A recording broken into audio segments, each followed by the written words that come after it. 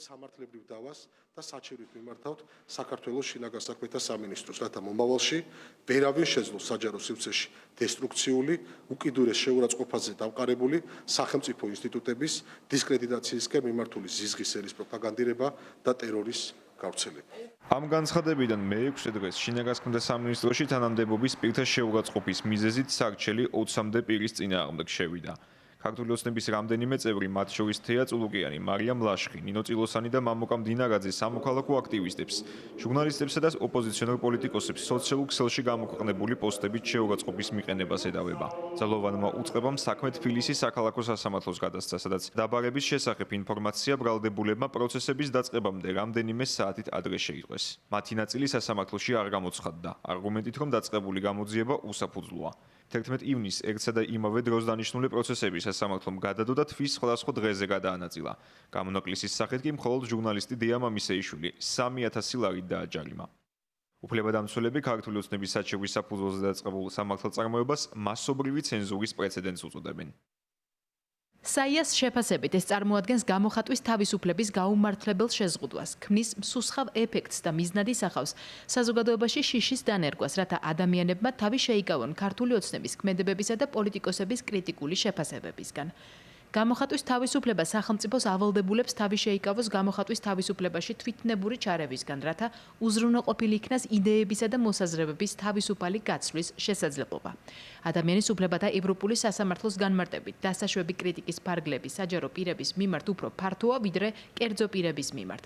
შესაბამისად, პოლიტიკოსებსა და სახელმწიფო დაწესებულებების წარმომადგენლებს მათ მიმართ გამოთქმული კრიტიკის მიმართ თმენის გაცილებით მაღალი ვალდებულება აქვთ, ვიდრე სხვა ნებისმიერ მოქალაქეს. ქართული ოცნება კვლავ აცხადებს, რომ მათი სარჩელების მიზანი ეგრეთ წოდებულ ექსტრემიზმთან და ბულინგთან ბრძოლა, ასევე სუვერენიტეტის განმტკიცებაა. პარტიაში ისევ ამბობენ, რომ საქართველოში სიძულვილის ენას დასავლელი პარტნიორები ნერგავენ.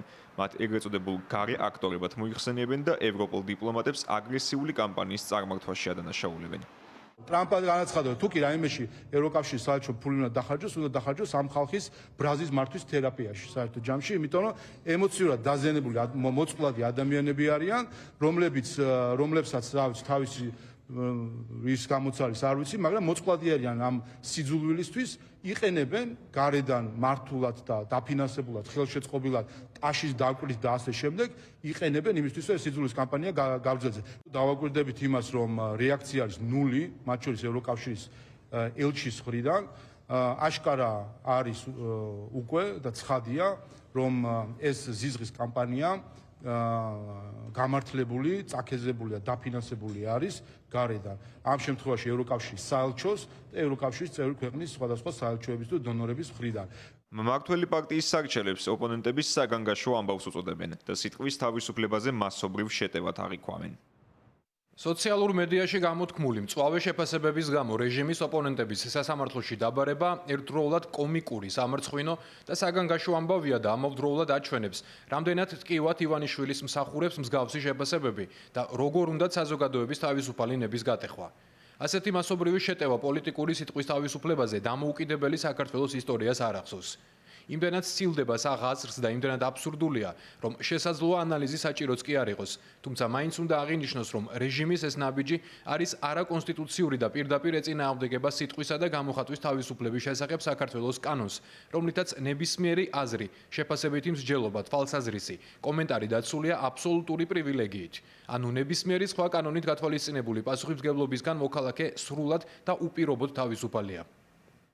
ეს იქნებოდა სასაცილო, რეალურად ტრაგიკული რო არ იყოს და ნათლად უჩვენებს იმას, რომ ქართულ ოცნებას აკომპლექსებს იმის დაძახება, რასაც რეალურად იმსახურებს.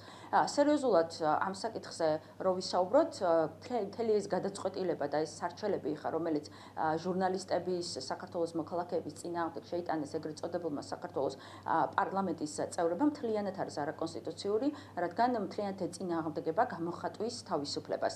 და უნდა იცოდეს ქართულმა ოცნებამ, რაც უფრო მეც აკრძალავს, მით უფრო მეტ წინააღმდეგობას მიიღებს. სარჩელების საფუძვლად პარტია მის მიერვე 2025 წლის თებერვალში მიღებულ საკანონმდებლო ცვლილებებს ასახელებს, რის თანახმადაც საჯარო სივრცეში სახელმწიფო პოლიტიკური თანამდებობის პირებისა და საჯარო მოხელეთა შეურაცხყოფა საჯარო სივრცეში დასჯადი გახდა.